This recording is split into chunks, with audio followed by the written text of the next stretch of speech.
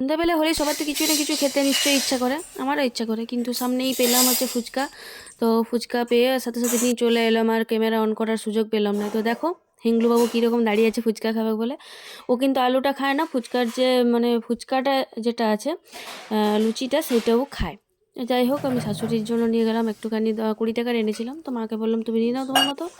তারপরে ওই যে মা নিল আর টক জলটা ঢালছিল। তো তারপরে এই যে আমি নিয়ে নিলাম, আর মা কিছুটা নিলে, সবটা নেয়নি। মানে অনেক কিছুটা নিয়েছে আর কিছুটা আমার জন্য। তারপরে এই দেখো আমি খেতে বসছি। তো আমার তো একটু হাঁ হতে কষ্ট হয়, যাই হোক ওইভাবেই খাচ্ছিলাম আমি। আর খেতে খেতে দেখো লোভীবাবু কীরকম দাঁড়িয়ে আছে দেখবে। আর লোভীকে কিন্তু খুব বেশি দেওয়া হয়নি, একটুখানি দিয়েছি। এই দেখোটি আমার দেখে তো খুব হাসি পায়, এমন তাকিয়ে থাকে। তো ওকে খুব বেশি দেওয়া হয়নি, একটাই দিয়েছিলাম ফুচকার পাপড়ি, একটাই দিয়েছিলাম। তো তারপরে ওকেও খেতে দিয়ে দিলাম মুড়ি আর দুধ। ওর খিদা পেয়েছিলো অ্যাকচুয়ালি, বুঝতে পেরেছিলাম। তো মুড়ি আর দুধ ও সন্ধ্যাবেলায় মোটামুটি কখনো হয়তো দুধ বিস্কুট, কোনো দিন মুড়ি দুধ এরকমও খায়। তো মুড়ি খাবে, ঠিক এদিকে আছে। তাকাও, এদিকে তাকাও।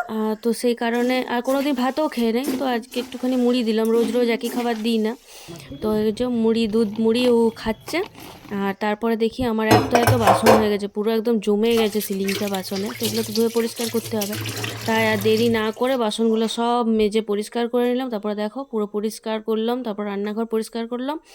আর এদিকে দুধ চাপিয়ে দিয়েছিলাম। তারপরে দুধ চাপানোর পরে রান্নাঘর পরিষ্কার করে করলাম চা। আর চায়ের প্রতি আমার একটা খুব দুর্বলতা, মানে একটুখানি চা আমার বেশ পোষায় না। তো এই চা, একটা বাসি রুটি ছিল, একটু তেলে ভাজলাম, আর ওই বিস্কুট, বাস এটাই ছিল আমার ইভিনিংস মানে সন্ধ্যাবেলার খাবার। টাটা, দেখা হচ্ছে পরের ভিডিওতে।